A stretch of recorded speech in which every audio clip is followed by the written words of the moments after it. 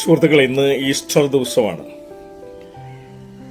ദുഃഖവെള്ളിയാഴ്ച കുരിശിൽ തറയ്ക്കപ്പെട്ട ക്രിസ്തു മൂന്നാം നാൾ ഉയർത്തെഴുന്നേറ്റു എന്നുള്ള സങ്കല്പമാണ്.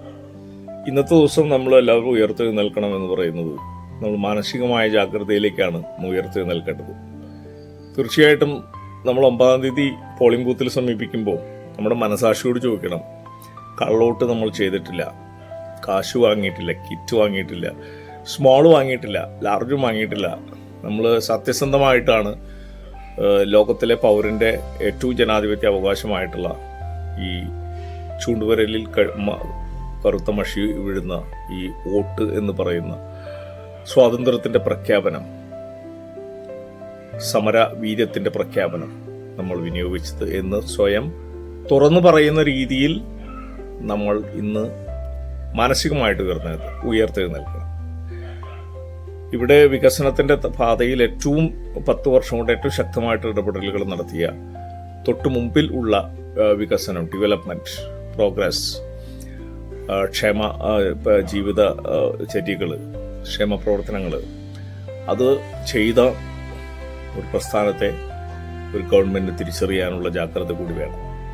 ഞാൻ പറയുന്നു, പണ്ട് ജെറുസലം ദേവാലയത്തിൽ കഥയാണോ സത്യമാണോ എന്നുള്ളതല്ല, 2025 വർഷങ്ങൾക്ക് മുമ്പ് ജെറുസലം ദേവാലയത്തിൽ ഈ സ്നേഹത്തിൻ്റെ പ്രതീകമായ ക്രൈസ്റ്റ് ചാട്ടവാറുമായിട്ട് കയറി ചെന്നിട്ട് കള്ളപ്പരിശക്കാരെയും കൊള്ളക്കാരെയും പരീശന്മാരെയും കള്ളക്കച്ചവടക്കാരെ അടിച്ചിറക്കി എന്നുള്ളതാണ്.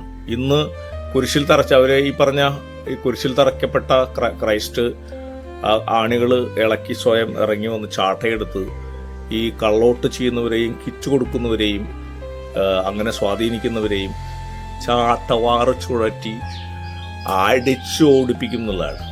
അപ്പോൾ ഈ ഒരു ദിവസം നമ്മൾ ഈ ക്രിസ്തുവിൻ്റെ കയ്യിൽ ചാട്ട കൊടുക്കുക എന്ന് പറയുന്നത്, നമ്മളിവിടെ ഓരോ LDF പ്രവർത്തകരും ചെയ്യേണ്ടത് നമ്മൾ സ്വയം ചാട്ട എടുത്തുകൊണ്ട് തന്നെ നമ്മൾ ചിന്തയുടെ, ജാഗ്രതയുടെ, രാഷ്ട്രീയ ബോധത്തിൻ്റെ, ശരിയുടെ, സത്യത്തിൻ്റെ ചാട്ട എടുത്തുകൊണ്ട് വീടാന്തരം കയറിക്കൊണ്ട് പറയണം, കള്ളോട്ടിൽ കുടുങ്ങരുത്, കള്ളപ്രചരണത്തിൽ കുടുങ്ങരുത്, നുണകളിൽ കുടുങ്ങരുത് എന്ന് പറയാനുള്ള ഉത്തരവാദിത്വം കൂടിയുണ്ട്. ഈ ഈസ്റ്റർ ദിവസം എനിക്ക് ചാക്കോടി അന്തിക്കാട് എന്ന് പറയുന്നത് എൻ്റെ സന്ദേശം അതാണ്. 3ാം ഭരണത്തിലേക്ക് LDF കുതിച്ചു കയറുമെന്നുള്ളത് മനസ്സിലാക്കപ്പെടുമ്പോൾ എല്ലാ കുതന്ത്രങ്ങളും ഫാസിസ്റ്റുകളും വർഗീയവാദികളും ഉപയോഗിക്കും. അതിൻ്റെ ഒപ്പം UDFൻ്റെ ആൾക്കാരും സഹകരിക്കും. കാരണം LDF തോറ്റു കാണുന്നതാണല്ലോ അവരുടെ ഏറ്റവും വലിയ സന്തോഷം. അവർ ഓശാന പാടാൻ കാത്തിരിക്കുകയാണല്ലോ.